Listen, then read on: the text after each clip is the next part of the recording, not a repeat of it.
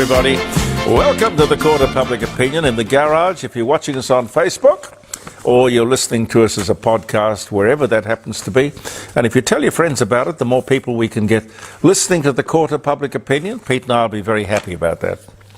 Because we specialize in this little program to talk about the things that other people will not, cannot, or are maybe, I don't know, frightened to talk about with all this woke stuff and political correctness. See, we don't care. We just want you to care. That's my raison d'etre. Before we get into the stuff of the day, April the 4th, some of the things we remember the day for. Microsoft is founded as a partnership between Bill Gates and Paul Allen to develop and sell basic computers. Oh dear, what was it? There was the Altair 880. Anyway, this is going back to 1975. Now, I don't know how many billions, or perhaps it's even trillions of dollars. No, he did get a divorce, which may have cut a bit of a swathe through his personal wealth. But there's a story around that I think we should look at, speaking of Bill Gates, because he was one of those original founders of the Silicon Valley revolution, the high-tech thing. There's a big controversy brewing about AI, artificial intelligence, and how we may be best advised to put a lid on it. But I'll come to it later. But 75, Microsoft is founded. Happy birthday, Microsoft. Martin Luther King Jr., American clergyman, leader of the civil rights movement, Nobel Prize winner of '64, assassinated at the Lorraine Hotel in Memphis, Tennessee. He was just 39 years old. 1968 was the year. I remember it. I remember the story.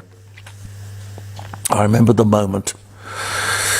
What else can I tell you? 1914, the film Serial. We probably wouldn't have anyone here who would have remembered or could remember The Perils of Pauline. I only remember The Perils of Pauline because I saw sort of, those old movies they used to put together about the greatest show on earth and the great moments of Hollywood and things like that. And I remember marveling at these early serials where they all ended with a cliffhanger. And all these people, including, what was her name? Pauline White, I think. The Perils of Pauline, doesn't tell me here. But anyway, the film, the serial, was shown for the first time in Los Angeles on this day in 1914. But the remarkable thing was that all these people, no green screen, no trick photography, it was all real. They all did their own stunts. They obviously took their lives in their hands in the name of entertainment. But you couldn't top The Perils of Pauline for cliff-hanging, amazing entertainment. Gee whiz, I don't know anything about her background or anything like that. Be worth looking into, actually, how she came to the film business. Napoleon abdicates for the first time in favour of his son. Keep it in the family. That was 1814. Carl Benz, the German inventor, engine designer, automobile manufacturer, Mercedes-Benz. He dies of bronchial pneumonia at the age of 84 in 1929. But before that, he did some wonderful, wonderful automotive engineering. Heath Ledger, the Australian-American actor, Brokeback Mountain, which I never saw, The Dark Knight, which I never saw, but I know my son did, or my sons did. Born in Perth, Western Australia, died in 2008. Heath Ledger, 1975. Ignatius of Loyola becomes the first senior general of the Jesuits. I threw that in because my son went to St. Ignatius. 1541 was the year, which is where the name comes from, St. Ignatius. Elon Musk buys 9.2% of Twitter on this day in 2022, making him the company's largest shareholder. He probably should have stopped at 9.2%. Anyway, a lot of these things in life are a slippery slope, you know. You don't know you're in trouble till you're in trouble. Speaking of trouble, 1884, a guy called Yamamoto. Yamamoto, you may have heard of him. Japanese World War II, Marshal Admiral and Commander-in-Chief of the Japanese fleet, who led the attack on Pearl Harbor and Australia. The genius, if you like, the military genius behind Imperial Japan. He was born 1884. He died in 1943. But, you know, I mean, a bit like going after the Americans going after Osama bin Laden. I read a book on the determination of Roosevelt particularly, but the generals generally, to get him for Pearl Harbor. And the intelligence and the number of people they put on the case to get him. They eventually, through clever intelligence, found him in flight. Don't know where he was going, but the coordination to actually find one man and shoot down the aeroplane in which he was traveling. It's an amazing story. But determination, wow, that must be the personification of it. 1943 was the day. It doesn't give me any of those details here. Robert Downey Jr., American actor. Charlie Chaplin, Iron Man, Avengers, born New York City, 1965. Not without trouble. He was kind of like part of that brat brigade. They all got themselves into various levels of conflict and trouble and drug abuse and whatnot. But he's a great actor, straightened himself out now. Fine example of what you can do. 1972, the first electric power plant fueled by garbage. So it just goes to show you, Pete, never throw anything away. That was in the United States of America in 1972. And Francis Drake is knighted by Queen Elizabeth I aboard the Golden Hind in England on this day in 1581. I don't think there's anything on the other page, but I'll kick myself if I don't look. Oh, yes, I've mentioned that one. Oh yes, here's one. I wonder why my wife included this. Amazon's Jeff Bezos and Mackenzie Bezos on this day in 2019 agree to a record-breaking $35 billion divorce settlement. Ouch. Well, as long as they both went away happy. I think that's all that matters. Speaking of happy, I don't think Harry's ever going to be happy, is he? No. Well, his father, the king, and he's doing a fantastic job, near as I can see from this distance. Not that I'm any judge of kings, but the point is, I think he is doing a great job. He's on a charm offensive in Europe, in Germany, where he spoke fluent German and won all the hearts and minds, I think, on the day. While he was doing that, Prince Harry was ranting and raving in London about the media's violation of his privacy. Well, public life, it's not what most people seek. In fact, I suspect most people sort of run away from it, shy away from it. But it does have its perks and lurks and privileges. People in public life are fair game, particularly in the media. Now, I've seen both sides of the coin over the years, and if you're smart, you take the rough with the smooth. It's not that I'm unsympathetic about Harry, it's just that, God, if the stove's too hot, get out of the kitchen. And don't keep coming back, metaphorically or literally.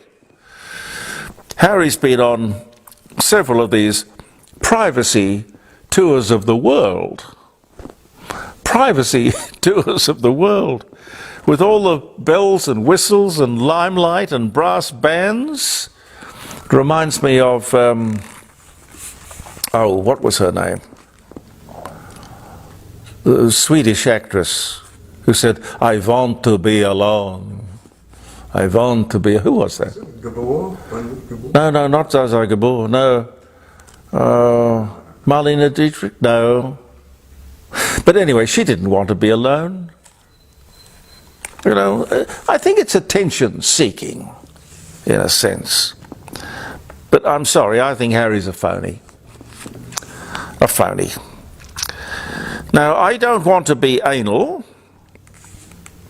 but when they had that filibuster the other night in the Senate, you know, it went from, I think it was 4 o'clock or 4:30 in the morning, I was interested in the line of Commonwealth cars.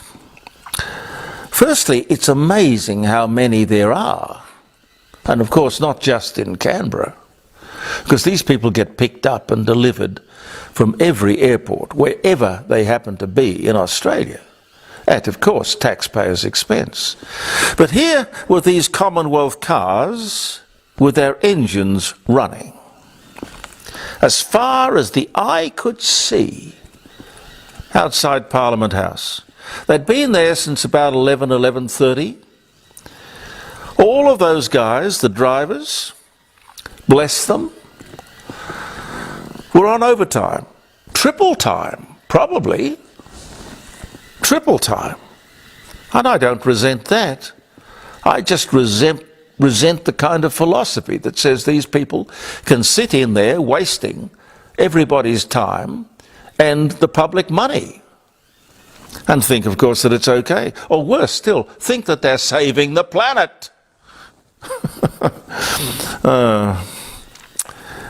Just another cost, they would say to themselves, I suspect. Just another cost, like the stupid climate bill that they were in there filibustering about in the first place, to achieve nothing. Except more expense, of course, for the public and higher electricity bills for everybody. But if you want to behave like that in public office, why don't you just get yourself home the best way you can? Call an Uber and pay for it. Call a taxi and pay for it. Why do you do that at our expense? Disgraceful. And of course the opposition won't say anything about it at all because they're in there as well. And speaking of Parliament House, people holding up signs saying, let me get this right, housing is a human right. Housing is a human right.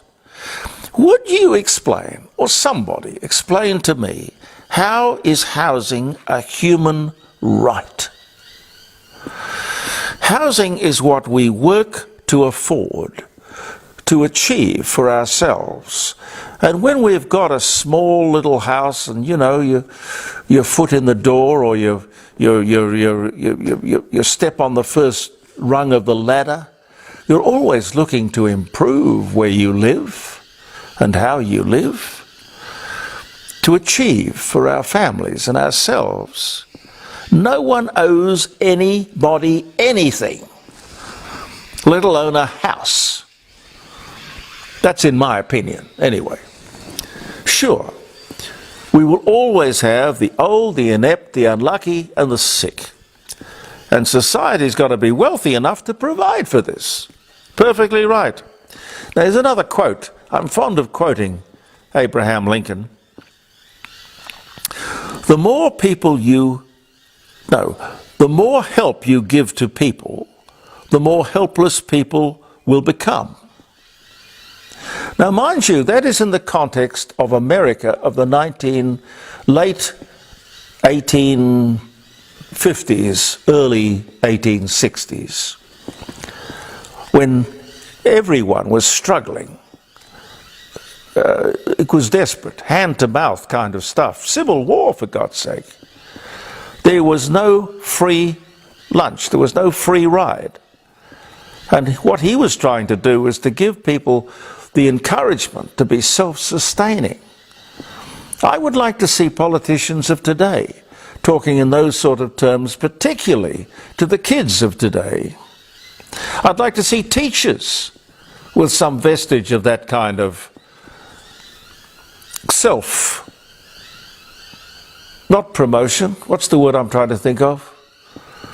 Self-awareness, self-achievement. Set your sights out there sometimes for something that you're never going to hit. But my God, it's worth going for, even if you fall short. I really believe that. Thank you very much for viewing the Court of Public Opinion, ladies and gentlemen. We'll be back tomorrow. It's going to be a short week because Pete and I will take a break from Friday through till Tuesday of next week. But we'll be here until then. Believe in yourself. I'm Jeremy Cordeaux, and we shall return with the Court of Public Opinion tomorrow. Bye for now.